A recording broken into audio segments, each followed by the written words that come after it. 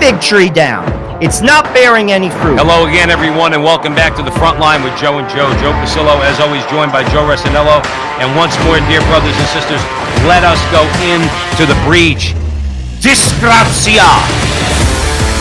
They will not allow Donald Trump to be president.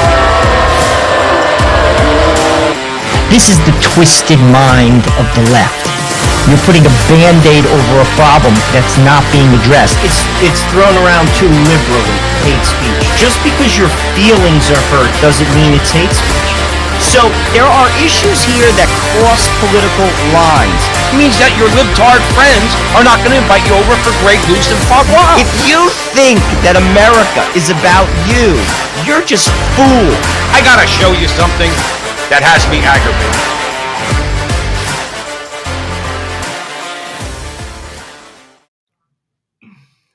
Hello again, everyone, and welcome back to the Frontline with Joe and Joe. Joe Pasillo and Joe Resinello. Sunday Night Live, 9 o'clock Eastern Time. Sunday Night Live, Joe, not Saturday Night Live. We're more entertaining than Saturday I would agree. Night Live. That's right. And let us go into the breach, brothers and sisters. We got a great conversation with you tonight. For you tonight, we have we're going to talk a little bit. Trump's getting arrested, at least according to him. We'll see how that rocks out.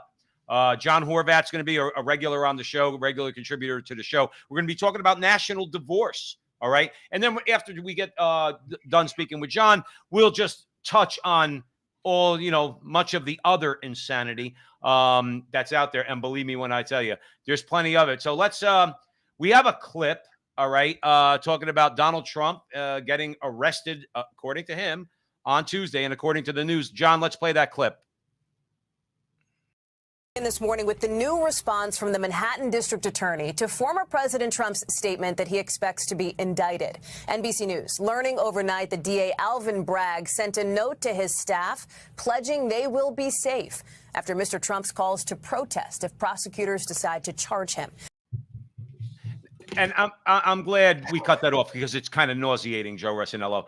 And there's so many layers here. There's so much to unpack. But here's my beef, okay?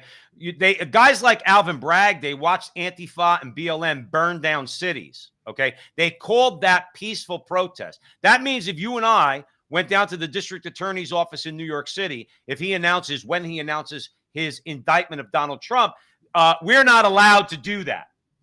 He had to assure his staff that they're safe from all those hairy-backed, ape-like, knuckle-dragging Trump supporters like Joe Pasillo and Joe Resinello. Okay, and it couldn't be furthest from the truth. But here's my point. I'm going to hand it over to you in this.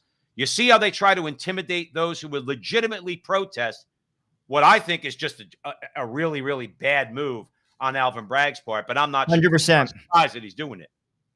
Go ahead, John. First of all, Alvin Bragg is an activist, and if you ask me, he's not up for such a move, and I'll tell you why. Because Trump's lawyers will eat him alive. That's number one. Politically speaking, too, it's a foolish move. It's going to energize Trump's base.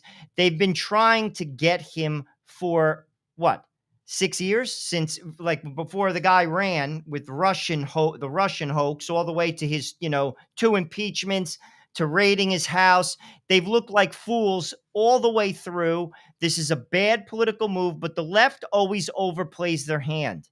To be honest with you, they have a legitimate shot of beating him. Sadly, because of election laws in Michigan, Pennsylvania, Arizona, and Wisconsin. And Georgia, rather. I mean, they have a legitimate shot of beating him.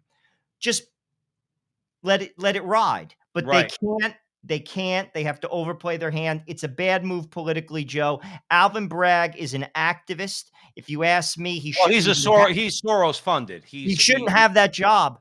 He's not equipped for that role. And he will get eaten alive. And to be honest with you, New York will look foolish. Joe, let me ask you this. What does it tell you? And stick with us here at the Frontline with Joe and Joe. We have John Horvat coming on in a few minutes. We're going to be talking about national divorce. I think that's an important topic, Joe Resinello. I know you do too. That's why we're going to have John on, because he wrote an article about it. Joe, he can win. That's what I'm hearing through the actions of DAs like Alvin Bragg. They know Trump can win. Joe, on a personal note, I work with somebody who's libertarian and atheist who voted for Trump the first time, okay? Who the other night was trying to convince me Trump cannot get the nomination. And I said, why?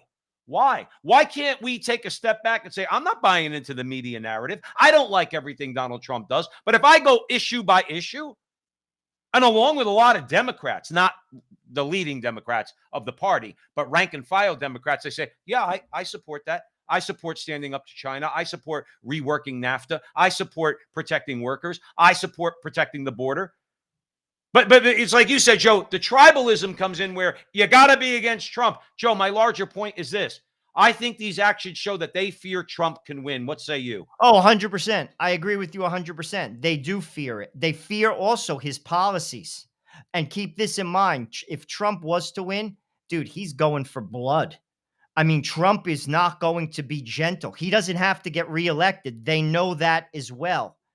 I mean, it terrifies them. But here's another thing. You talk about the idea that he could win. There could be a geopolitical event which propels him into the presidency. You know, COVID was an event that the Democrats basically used. You know, they basically exerted emergency powers. We saw that. We were seeing that all over the world. There's a lot of very, very, very dangerous situations going on in the world. Israel, Iran. You have Russia, Ukraine. You have China, Taiwan. There could be an event that happens geopolitically that propel him into the White House, and then all bets are off, to be honest with you. And they know it, and that scares them. I agree with you 100%. And that's the thing. I mean, let's bring John Horvat in, and you know, because we're going to be talking to him about national divorce. Hi, John Horvat. How are you? Welcome back, brother. Very good, John. Thanks for coming on. And for those of you out there, you know John. He's been on our show, Tradition Family of Property, TFP. Go look it up. You'll see everything that John does in his writings. Now, John's saying, because okay, let me set the stage. Okay, MTG, okay, otherwise known as Marjorie Taylor Greene. All right, she's a representative from Georgia. She's calling for perhaps, okay, a national divorce. Joe and I are a little bit more sober-minded. Okay, even though we do think that through migration from blue states to red states, you can have a de facto divorce. But John has written an article why it's not a really good idea, probably not even practical, and moreover, it's not going to solve our problems. So, John Horvat, welcome back to the front line with Joe and Joe, brother. Great to be on. Great to be on. So, why does her rhetoric, John, only add to the confusion out there? Well, I mean, I think it's largely because she doesn't really address the problems. She just says, let's just separate. And the problems stay there. And the problems are on both sides. They're not just on one side that's all very good and the other side is very bad. Although, you know, they do tend to, one side tends toward good, the other tends toward bad, but it's a mixture of problems. And so you're not really resolving those problems. You're simply walking away from them and hoping they'll go away. And I don't think that's going to happen, and especially in our present situation and present state of decadence in which we are. I think it's just not going to. It's a utopic idea. Joe Rossinello. I agree, John. I'll be honest with you. I read your article. I agree with it 100%. I think it's trying to put a Band-Aid on a gaping wound. Mm-hmm. It's a nice idea, mm-hmm. but it's not going to work. It won't work. But there is public sentiment, that people want it. Some people want it. Talk a little bit about that, because I think that could kind of frame it out, and then we'll take the conversation forward. Yeah, definitely. I mean, the polls say something like 37% of all Americans are, let's say, they agree to some type of divorce or succession. 60% or 66% of Southern Republicans. 52% of Trump voters, 44% of Biden voters. You know, there is a certain tension in the air, and so it is a very uncomfortable situation which we're living in. But it's so a lot of people just say, "I want out," and let's just walk out of it. Let's get out of it, and it is in a certain sense like a divorce situation. John, let me ask you this real quick, okay? Given what the Supreme Court did with Roe versus Wade, and given some of the statements we've heard about, returning power back to the states, okay, where the Constitution does say if it's not enumerated in the Constitution, well, then those rights are reserved for the states and the people respectively, okay? See, even jamokes like us, John Horvat, we know a little bit about the Constitution. We don't have to have gone to Harvard. A lot of people might signal or think, hey, well, that's a hopeful sign. Maybe I'll leave. Now, this is what I mean by de facto divorce. Maybe I'll leave my blue state. Maybe I could transfer my job from New Jersey or New York to Florida, to the South, to Texas, perhaps, to Arizona, where I am. Okay. My job was transferable. Could we achieve a de facto national divorce? Okay. Because this is my view. I won't speak for Joe or you, because I think the Supreme Court has signaled they're going to return power back to the states where it belongs. And in that case, or at least I can control my own sphere of influence. I can get involved in local politics rather than national politics and really have an effect. Is that something that might be a little bit more feasible than what MTG is talking about? Well, I mean, there's nothing wrong with getting together with other people who think alike, and even in communities that think alike. You want to, where you have other people. The worst thing is to stay alone and not get together with people. So there's nothing wrong with that. But in any state that you do move into, you're going to have blue people and red people in the same state, and you're going to still have to do some kind of fight inside that state. And plus, I'm an American. I want the whole thing. I don't like blue states being around. I want to take over the blue states too. I mean, it's just this idea of having blue states living there all by themselves, not being harassed, not having anything. It doesn't appeal to me. I want the whole thing. I would agree with you on that. Joe Resinello. In your article, you talk about like it's inextricably intermingled, and I like that because you use Texas as an example. You basically say, and Texas is, let's be honest. I mean, when people talk about this whole like idea of like a national divorce, it's always Texas is the model. They had their own country. Texas, the whole deal. But in your article, and I think it's a great point. The cities in Texas are liberal. Yes, Austin, extremely liberal. Well, look at. I was going to say, look at the events in Austin recently. Rioting. Very recently. I mean, but then you say then you're going to have almost separation of those states. You'll say, well, I don't want to be. It'll just cause another secession, and I agree with that. If you look at the most conservative states in the United States, North Dakota, South Dakota, Mississippi, these ideas. These cultural communist ideas. I mean, that's just what they are. I can't even call them democratic ideas. Some of these ideas that are getting floated around, they're in every single one of these states. And that's what you're saying. It's a disease. It's like cancer. It's spreading. You can't just think that you're going to say, okay, the Midwest is going to separate. Well, guess what? The cancer's there. Right. It's just as time goes on, it's going to metastasize. It's going to grow, and you're going to have the same problems. Maybe it'll take 50 years, but you'll have the problem. Right. It will tend to fragment. Once you've admitted the principle that you can fragment, it will fragment into ever smaller pieces. And as anyone who's gone through a divorce, thankfully I've never done anything like that, but it's the logical. The next step is another divorce. That tends to go more and more because you've already gone through that barrier. You already know it's possible. So there's going to be more divorces, and it'll fragment the country. I agree with you. I want to give you just a little bit of my personal experience. And I live now in Arizona, which is considered a red state, okay, or at least for the most part, okay. Leaving aside any shenanigans in elections, it's probably a red state. But I go to work. I work in a wealthy part of Scottsdale, okay, where most people vote Republican. And I know many people that come into the place that I work, okay. And when the election here happened recently, the gubernatorial election and all that back in November, these people were telling me they were really cheesed off that Carrie Lake, was supporting the Supreme Court's decision to overturn Roe versus Wade. See, these are self-identified conservatives who are saying they don't like the fact that the Supreme Court overturned Roe versus Wade. Well, let's say, for argument's sake, this was one of the states that MTG is talking about. Let's say we're all conservative. You know, we believe in free markets and Right, blah, right, blah, blah, right, and right. we pay lip Yeah. service to. Go ahead, John. You know where I'm going with that. Right, exactly. I mean, what you have is we have two parties that are not that are not static parties. They're not just a party that has one position and another party that has another position. You have parties in which you have one position which have a lot of different nuances, and you also have cross parties. You know, but people getting mugged by reality, becoming conservatives, people becoming leftists. You know, it's a very dynamic situation that's taking place in our country today. And any type of divorce or civil war or something like that is presupposes that you have very defined parties on both sides.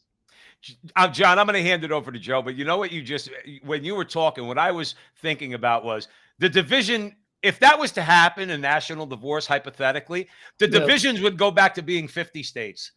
Like, it would just go in a complete circle. Right, Because, right. because every group you might identify, we obviously identify as Catholic, Yes, but as lay people, let's say in America, obviously the Catholic voice is not unified. yes, I think that's just absolutely. plain as the nose on our face. But it seems to be funny is that, yeah, you'll start with two countries or two states, all right? Mhm. And eventually when the divisions occur, you'll go back to the original 50 that we have now. So maybe we should just start fighting with the Right. 50 we have With now. the 50 we have now, and just keep going because the left has not won. We have not won, but we're still in the battle. And as long as there's a battle taking place, you know, there's a chance. There's a chance for our country.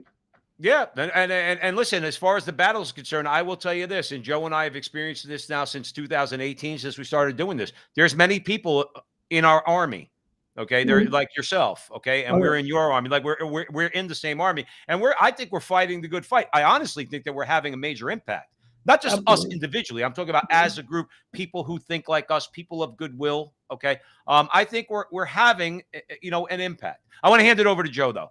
John, a number of people are commenting in Rumble. We're streaming live there. They're saying that, say, a civil war is unavoidable. You're a historian. Joe and I are fairly versed in history as well. I mean, you see what happened in France, the French Revolution. You saw that in, say, Spain Mhm. with Franco. Very similar, Mexico. Very similar movements. That one could compare to what's happening here. Do you see it going in a direction? It's not going to be a war in that manner. I don't think warfare is the same. I mean, times Mhm. have changed, but is it going to come to a head? Because ultimately, I mean, it's just bubbling. It's bubbling, Mhm. bubbling. And I will say this, and I've said this to Joe Pasillo.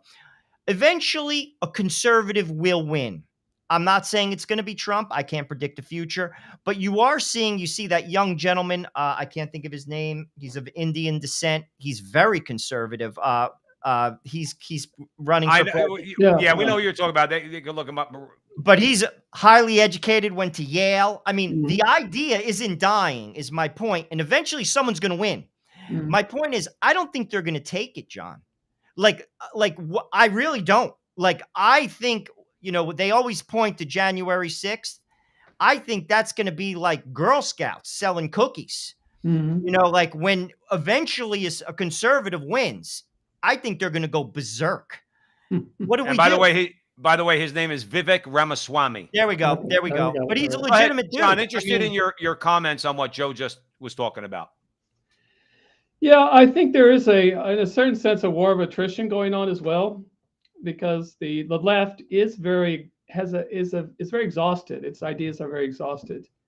And if you read the leftist websites and things, they are very terrified by the Roe v. Wade, other things.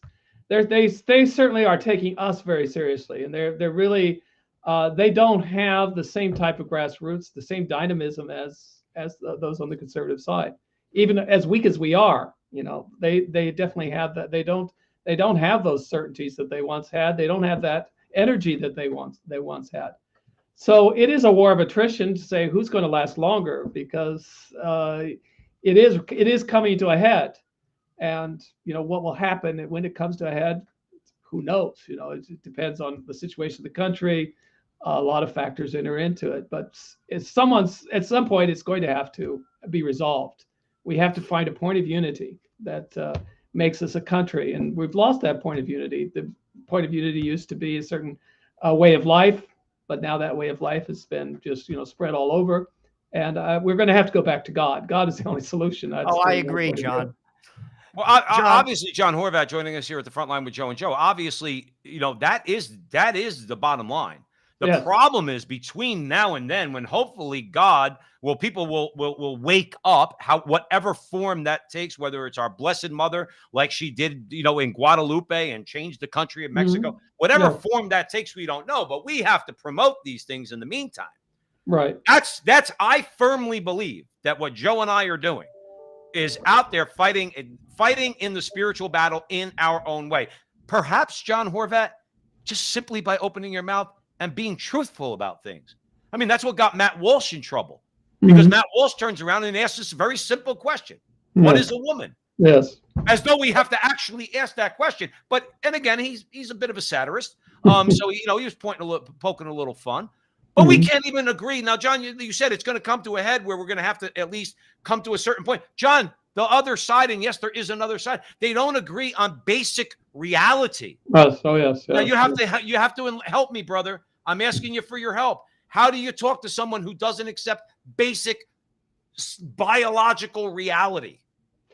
Yeah, I mean, we find this a lot in our activism on campuses and things like that. That they don't. The time of rational arguments is really is gone, because they don't have rational arguments, and it's cursing, it's spitting, it's whatever. They come at you, and it's a curious idea. Is what you're reduced to what they call a fight of archetypes of how you present yourself. The type of person that you are, type of man that you are against their type. It's a clash of human types that you experience, and that says a lot more than many times the arguments we have. They say, well, these people are rational, they're calm, they're orderly, they're this, they're that, and these people are insane. So there is this clash of human types that is very, very strong and impresses a lot of people. It impresses more people sometimes than arguments. Yeah, and I hear you. Joe, we probably have time for one more question with John. I just want to talk about your organization, because I really do think you have it right. And I'll tell you why on a couple of fronts. One, on the secular level, you address companies and organizations that go off the rails. You send emails to them, which implicates to them that there could be financial issues. I'm not going to support you if you do X or Y. That makes people think, because the bottom line drives many decisions, particularly in the corporate arena. Secondly, you pray publicly. I took your lead as a result of that. When Biden was elected, I saw that wide-eyed as far as where that was going to go. I knew how he was going to move, and he is moving in that direction. We must rely on God. You guys pray publicly every first Saturday. I've been there for 2 years, all over Bergen County, New Jersey, and I will do that. I think we have to rely on that factor. Our Lady crushed the head of the serpent. She can do anything. And I rely on that, John, because to your point and what you and Joe were just talking about, when there comes a point when you're talking to someone like, I don't know what a woman is. Well, listen, if you can't have that understanding, there's nothing I can do. Joe, listen, back in the day in Newark, New Jersey, if that happened, like our fathers would have said, hey, listen, pal, I don't know what to tell you. I don't know what to tell you, but that's what they would have said. I don't know what to tell you. Our Lady can fix that. And that's where what you guys do, and that's what I do. I take your banner, I stand on the street corner with a group of guys, and Our Lady can fix that. Talk about that, because I'll be honest with you. I think the discussions to a point have their purpose, but then there comes a point where it's like, we're not going to get anywhere here, but Our Lady can. Oh, definitely. I mean, that's why we have what we call the Public Square Rosary Campaign, where we're in October, the second weekend of October, we have 20,000 rallies across the country. and those are from a few people, 5, 6 people, to 100 people, or even more people. And these are public witnesses to say, well, we're out there, we're in the public square, we are praying for our country. And I was just surprised how it took off. We started in 2007 with 1,000 rallies, and said, well, let's see where it goes. 2,000, 3,000, 10,000, 15,000, 20,000. It only tends to grow as times get worse, because people are seeing that the natural solutions are not working, and we have to have a supernatural solution. And so we need to do everything possible we can in the natural sphere, but at the same time, I think St. Ignatius says you pray as if everything depended on God, and act as if everything depended on yourself. So that's pretty much what we have to do. I think, you know what, John, that's a perfect place to end it, because I think that that's exactly right. That's what you guys are doing. That's what Joe and I are trying to do. Pray, pray, pray. Okay. And obviously we don't think, it's not a hypothesis. We know God's going to straighten out this ship sooner or later. Right. Okay. But yeah. When you wake up in the morning, do something. Go down to your school board. Don't worry if Merrick Garland is going to call you a domestic terrorist. Mark Houck and everything that happened to him down in Philadelphia. Okay. Get out there. It's not just a saying, get into the breach. Get into the breach. John Horvat, you're the best, brother. Thank you so much for coming on. The show. Great us, as always. Anytime.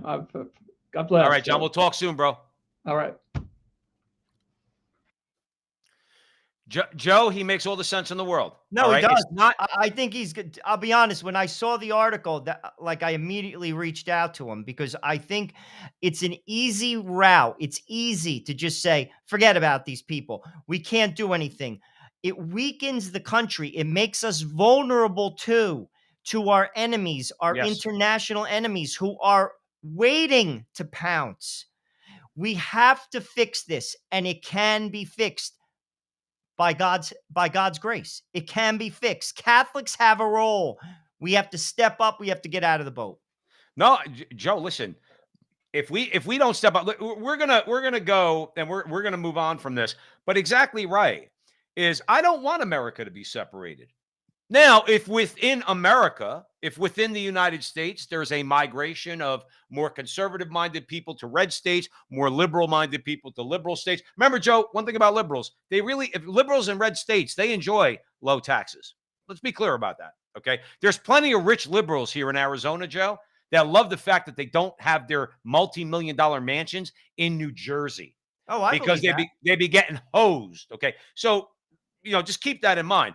But no, I want to fight for America. I think America is worth fighting for, and I don't want to give up on it. I think that we should, if need be, get together, as John Horvat said, with other people, maybe in more reddish states or red states, put down our roots there, exert our political power, whatever we have, and fight the good fight. But no, I don't want a civil war. 600,000 people, Joe, died, okay, in our civil war. We don't need another civil war, because guess what? It won't be 600,000, Joe. It'll be a lot more than that. And then also, Joe, to John's point, I think it's a pipe dream, because the cancer is in every state. You're right. And it's just from a practical perspective. It's a pipe dream. It's basically, if you ask me, it's almost like turning a blind eye, saying, I want a little bit of comfort for a little bit of, for a little while. It won't last. It won't last. Well, if you have any love for your children or grandchildren, okay, if you have any love for them and you're worried about them down the road, well, then we have the responsibility to do something about that now. Right. That's right. Listen, I wish it was so easy. Let me just put it that way. And I'm looking at it from that perspective.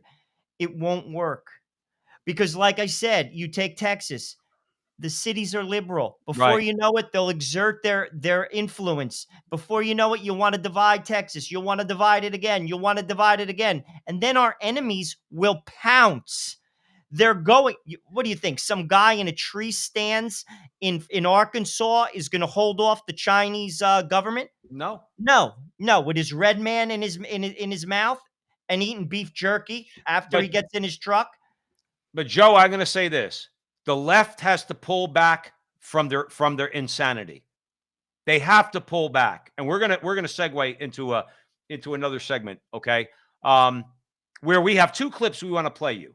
We want to play you the Lieutenant Governor of Minnesota talking about literally how if you're not a good parent unless you allow your children to transition, all right? And then we have a response that you might not have expected. So let's play her first, and we'll talk about that. This is life-affirming and life-saving healthcare. When our children tell us who they are, it is our job as grown-ups to listen and to believe them. No, it is not, okay? The packs from Renew Europe, and they had written on values not for sale. African values can never be exchanged for European funding. That one can never. So I request that we define human rights so that we know the boundaries. Human rights, we don't involve issues of LGBT, we don't involve issues of abortion, because that is on the core of the African culture and society. I thank you. Thank you very much, colleague. And now you see his response? That's the response that you have to give the Lieutenant Governor of Minnesota. First of all, let's talk about her for a second. Joe Resinello at the Frontline with Joe and Joe. All right. And by the way, if you're just joining us, follow Joe and I at Frontline TV on YouTube. Thanks to all of you. We are now over 85,000 subscribers. And by the way, we're going to get back to this topic, but I do want to mention, okay, that my brother-in-law, Joe Resinello, if you're interested in just a little bit of humor, okay, but also the truth, okay, go on our YouTube page at the Frontline TV and go look at all his Justin Trudeau videos, okay, and you will be enlightened as to what's going on in Canada, okay, and it's very important because obviously Canada, the United States, what's going on there, and woke culture is going on here. We have Biden, can't even call him a president, okay, but Justin Trudeau is not. He's not cognitively disabled, okay? He's young. His mind works well, okay? And that he is a better example of what we're fighting against. We would encourage you to go on there and look at those videos. I would encourage you to do that, okay? Everything is titled with Justin Trudeau. Watch them, okay? So follow us at the Frontline TV and help us out. We never ask you for money here at the Frontline with Joe and Joe. What we do ask you for is 5 seconds of your time to share a video, to like a video, to subscribe to our channel, and also on Twitter, at with Joe and Joe, at Joe and Joe. And you could follow us on Twitter. We'd love for you to. But here's the thing, Joe, is that woman is insane. See, she is what we were just talking about with John Horvat. How do you reason with a woman who says, I have to listen to my kid? Now, correct me if I'm wrong, Joe, in all of human history, not just what they would call ogreish Catholic human history, where Catholic parents put the kibosh on their kids and keep them in handcuffs. No, all of human history. If you go back to the Incas, the Mayas, the Aztecs, if you go back to pagan Rome, I don't care where you go, at what era in history you go to, okay? No, parents didn't listen to their kids. And when their kids got a little sassy, you know what their kids got? A backhand. So she's off in that because she doesn't understand how families work. No, you don't listen to your children. Your job is to form your children. And when they say stupid things, when your little girl says something stupid, like I think I'm a boy, your job is to correct them, not affirm them. Okay. And here's the new mantra, Joe, and I'm going to hand it over to you, that mutilation, bodily mutilation is now loving. It is an act of love. Because you don't want to call it bodily mutilation. You want to call it gender affirming surgery. Joe, please take this conversation. Well, further. okay. She's a true believer. She's actually, I thought she was going to cry as she was talking. She's a true believer. And a lot of these people are true believers. Why? They're not grounded in anything, Joe. Oof. They're not grounded in anything. And that's what happens when you're not grounded in anything. A lot of these people don't have strong family roots. They don't have any religious grounding. And then frankly, what happens? You're like a boat on the ocean. That's number one. Number two, I agree with you 100%. A parent's job, an adult's job is to guide people. John Hopkins University has said this very clearly. John Hopkins, people, the best med school in America, maybe the world. 70 to 80% of young people that have these desires to transition to the opposite gender grow out of it. These are not my words. John McHugh. Paul McHugh. Paul McHugh. Look it up. You probably have to go to the 4th page of Google because it's buried, because Google doesn't want you to see it. But it's there. Right. Look it up. I'm not making it up. So ultimately, though, they're true believers. And getting to the African piece, Africa has their problems. This is not one of them. Why? This is a consequence of two things: a lack of founding and belief in God, number one, and number two, we're too comfortable, Joe. Our society versus, say, a society in Africa, people are much more like, I guess, like quick to say believe in God, to group together in family units when you can't eat. We're too comfortable. This is not a conversation. I got news for you. If something really bad happened in America, say a nuclear event happened and people, a third of the country died and food was scarce and water was scarce, do you think that these type of conversations would be going on? Absolutely not. Absolutely Not not. even in the slightest bit. So it's an apple and orange kind of society. So it's not really, while I agree 100% what he's saying, to compare it to, say, America, where the refrigerator's full, you go to the money machine when you need something, you have jobs, like it's a different, and also she's not grounded in anything. Well, And no, that's the root of that problem. listen, if you look at a woman like her, if you look at a woman like Katie Hobbs here in Arizona, okay, they're cut Gretchen Whitmer, the Nazi over there in Michigan, okay, Oh. the Nazi governor in Michigan. She looks like the perfect Joe. She's the prototype of the female Nazi guard at Auschwitz. That's exactly what she looks like, Gretchen Whitmer. Okay, in other words, you will stay in your home. Nurse Ratchet. Yeah, she's Nurse Ratchet on steroids, brother. But when you I want to point something out to you. Okay, our lives, our entire lives, and before we were alive, we heard that colonialism was bad. The English in India was bad. The French in Africa, that was bad. The Italians in Ethiopia, that was bad. The English, in many parts of the world, it's all horrible. The Spanish, the Portuguese, going up the Congo, okay, bad, really bad. Okay, what's the difference between what they're doing now, Joe? They physically went in there. Okay, now let's take the negative part of colonialism. Let's just say, yeah, they went in there and they exported European values to these nations. But here's a guy that we just played a clip from, Joe. He actually values those Christian values that were brought to Africa. And he's actually living them, okay? He's actually living those values. And he's saying to the Europeans, okay, that we don't want your secular values now. We have adopted this. And again, they didn't maybe even need Christianity for that, but obviously Christianity played a role. And then sending it back to them saying, we don't want that. Like you said, we have to eat. We have to eat. Okay. That's exactly where he's coming from. And my larger point is the hypocrisy, Joe Resinello, is we were always taught that you can't impose Western values on other nations through colonialism. What are they doing now?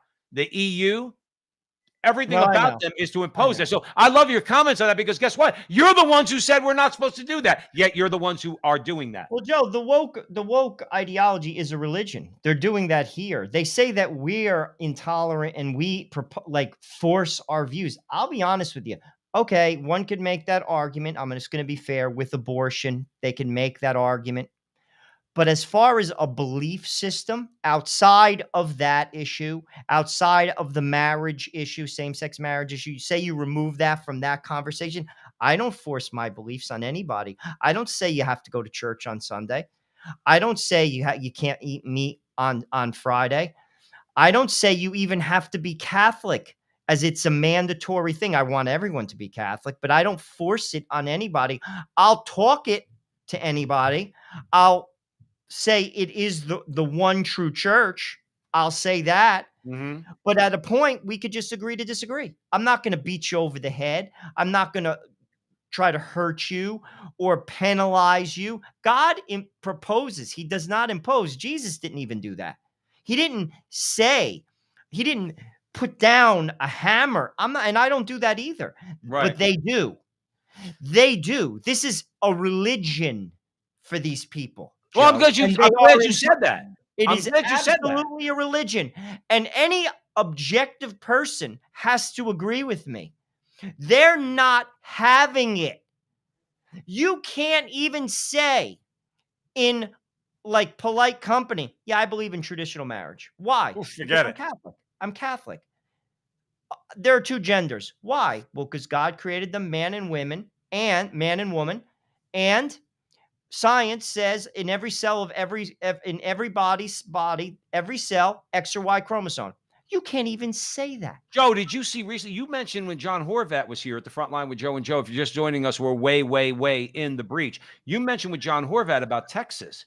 Did you see what happened in Texas recently? Well, You there was a sound riot in Austin. no. Aside from the riot in the state Senate, okay, a state senator basically said what you just said. Said in the state Senate, reading it into the record, there are two genders. God created them male and female. He also mentioned Jesus when he said, "Those who bring sin to the little ones, a millstone should be hung around their neck and dropped in the ocean. It would be better for them if that was to happen." Notice he was quoting these things. And another member of the state Senate in Texas, this is Texas, Joe. He said, well, I have two transgender kids. First of all, you don't have transgender kids.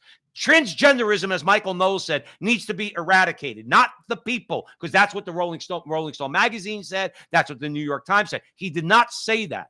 But do you see this broken man who will say that he's got two transgender kids? No, you're a failure as a parent.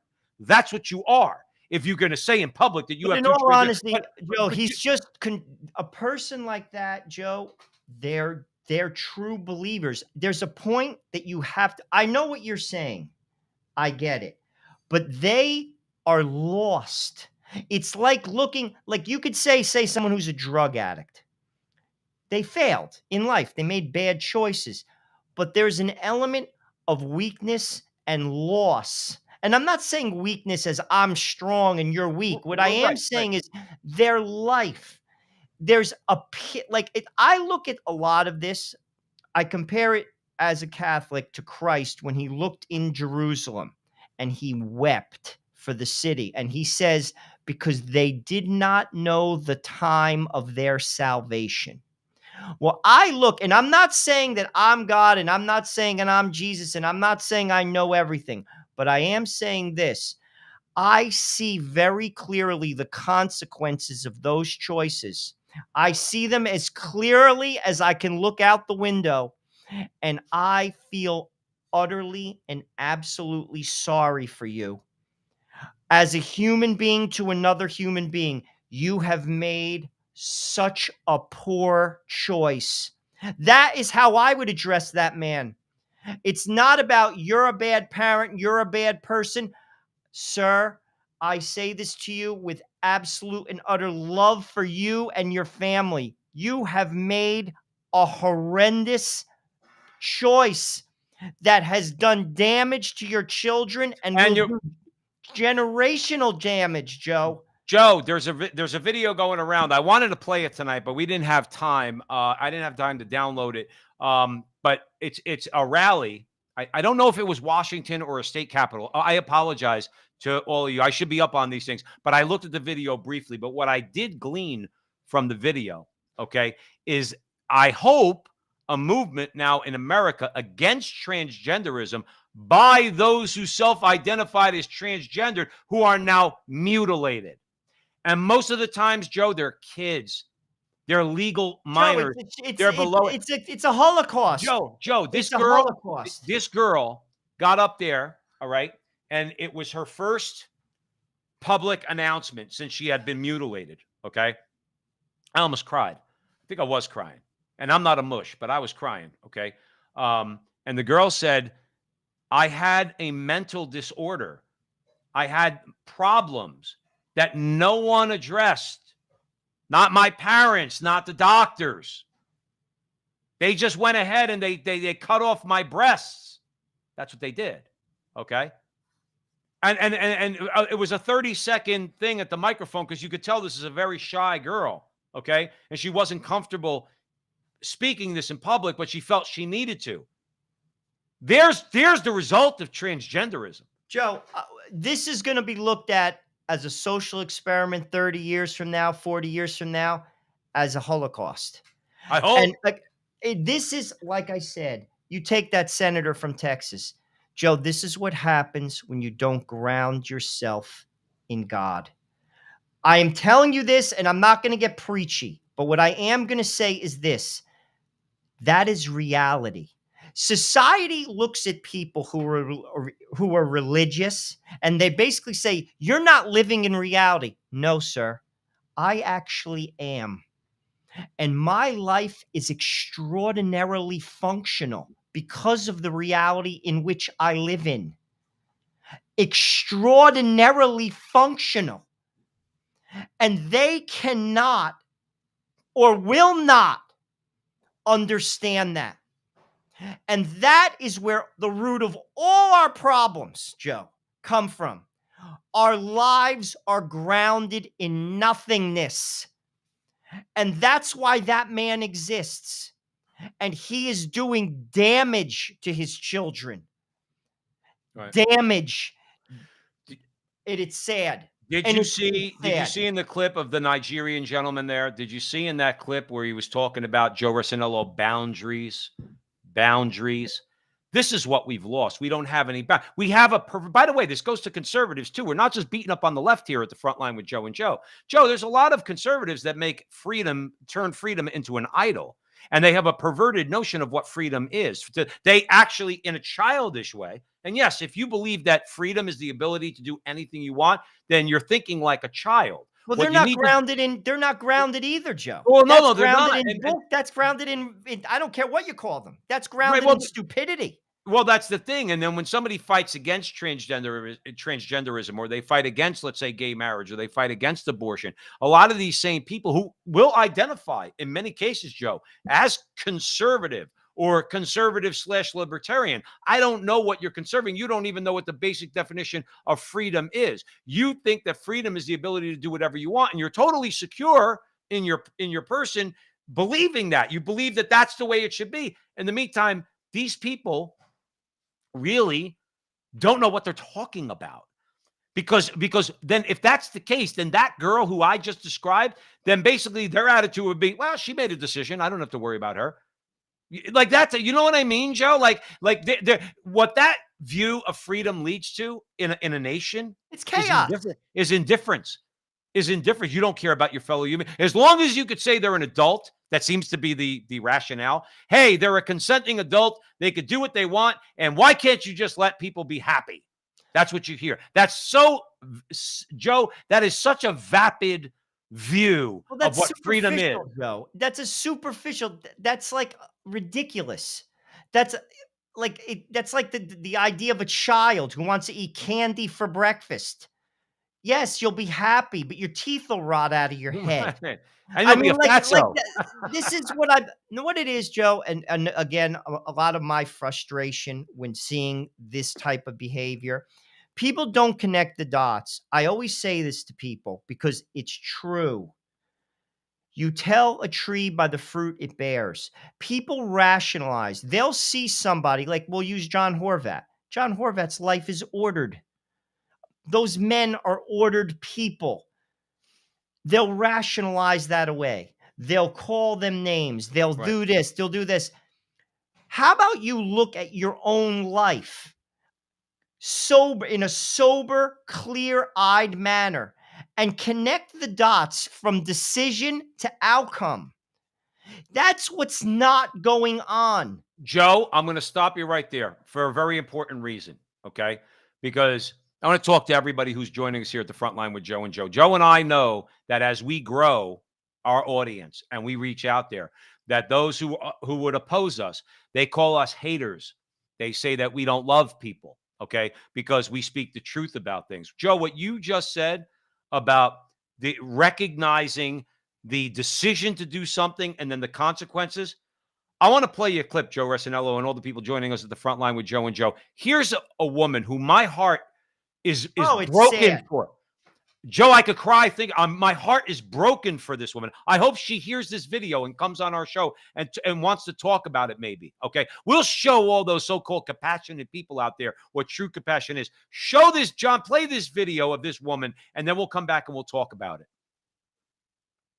How hard abortions are on a woman.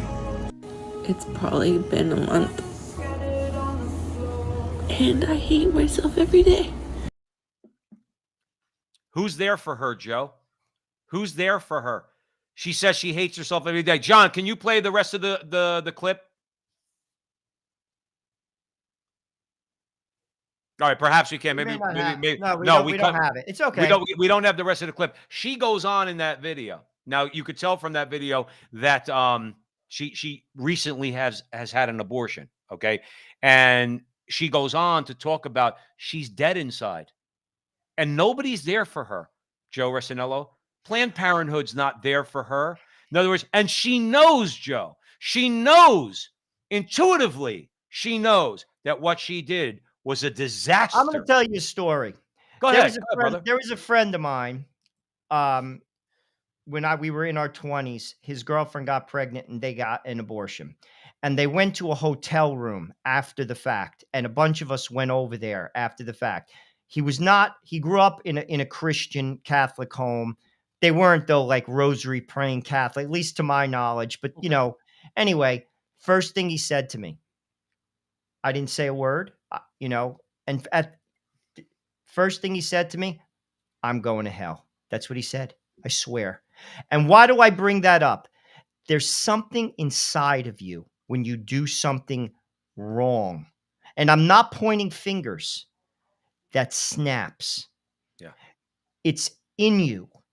And why? And you said she has no one. She has Jesus. I know. No. I don't want to go.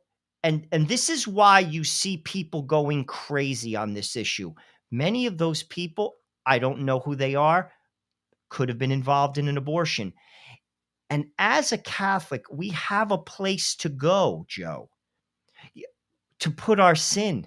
When you don't live in that type of manner, like, I'll be honest with you. And again, I'm not preaching, so please, I'm just telling you the answer to that. She has to go to confession. Because I got news for you. That type of action will rot you from the inside out. It's like cancer. Yeah. And that is the only place you can take it. Now, someone could say, that's psychological. You're crazy. No, I am not. No, it's not psychological. It's not. And if you would try it, maybe you wouldn't say that to me. Right. That's why you're seeing the outrage and the screaming and the vitriolic attitude. It's woundedness. It's that girl. She's broken. Right. And there's a lot of things in life. And that's the truth. No, Joe. Truth. No, Joe. Listen, like you said, you're not preaching. I don't consider that to be preaching. Female KC Royals fan, our friend, is in the chat room. She said the girl needs Rachel's Vineyard. And we've Joe. What's her name? Teresa. I forgot her last name that we interviewed from Rachel's Vineyard here. I know. I can't believe Bonapartis. Yeah. Teresa Bonapartis, Rachel's Vineyard. Okay. Joe, the greatest witnesses to life in the pro-life movement are post-abortive women. Okay. They're like that girl. And I'm going to pray for that girl specifically, that she goes and finds Rachel's Vineyard, because they'll point her to Christ, as according to what you said, because it is a Catholic apostolate, and they'll point her in the right direction. That girl is going to become, I think, because she's a month out from her abortion and she's devastated. And the problem is this too, is there's two roads to go. And I say this, I've said this a million times on the show, just because, let's say, I as a man could never have had an abortion. I've done some atrocious things in my life. There's two ways to go, Joe. Only two. Either despair, which leads to a ruined life, okay, and nothing but regret and hopefully not, but suicide, or there's healing. As a person, this girl needs that healing. As a nation, Joe Resinello, we need that healing. No, it's because Joe, what we're looking for is to go down 100%. that road and keep going and going and going and going. And I forgot who said it. No, you know who said it? C.S. Lewis said it. If you're on the wrong road, okay, if you're going down the wrong path, and two people are going down the wrong path, and one recognizes it, okay, stops where he is, turns around and goes back to the beginning where they came from, that's the one who's the most progressive, not the one who continues down the road. I would agree with that 100%. And some people would say, well, that works for you. It wouldn't work for me. Wrong. Wrong. Joe, some of it has to do with pride. Some of it has to do with I can't get the words out of my mouth that I was wrong, which is pride. But ultimately, we all want to be healed. And as a nation, we need to be healed. This nation is wounded, and the wounds are crying out. All of this behavior that you see is nothing but wounded people. And Yeah. again, you tell a tree by the fruit it bears. Now, that doesn't mean anyone's perfect, and God knows I'm not. But what I am saying is this: these ideas, and we just showed you one of them, are not working. And here's another bit, and they won't work. They are not working, and they won't work. And we have to put on our big boy pants and basically say, and look in the mirror and say, I have done X, Y, and Z, and this is the wrong road, and I have to change. Yes. Me. That begins with me. That begins with a confession. And Well, that's where that girl has to go. And right. then she gets better. Right, because what's going to happen is if she confesses like Michelle Williams did, and we brought her up on the show at an award show, and she confessed her abortion to all her Hollywood friends, there's nothing healing about that. This woman needs real sacramental confession. Listen, Joe, but you've gone through it. I've gone through it. We're coming to the end of the show. The bottom line is this: a person knows without having been told when they're healed and when they're not healed, when they've actually been forgiven. Carl Jung said it the best.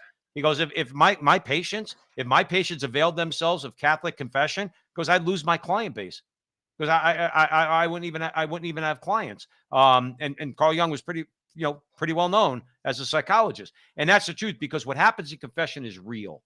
Not that therapy is not helpful. Okay, No, people need therapy. Helpful. There's people definitely that need Right. therapy. Therapy That's can real be helpful, but ultimately, if therapy is not grounded in something objective, as in Allah, the mercy of Jesus Christ, okay, well then it might have a short-term effect, but it's not going to last you the rest of your life. Joe, we got to leave it there, unfortunately.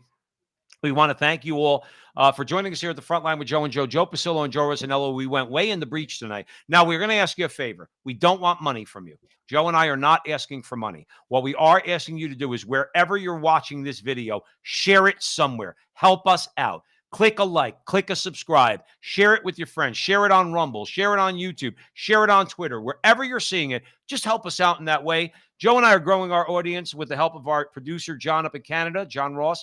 And we're doing very, very well. And we think that what we are saying, people like, but mainly because we're just trying to tell the truth. We're just trying to bring the light of truth to a lot of the nonsense that's going on out there. So as always, we love you. We ask for your prayers. We ask for your support in any way you can. And remember, until the next time, that our conversation is your conversation, and that conversation is going on everywhere. We'll talk to you soon.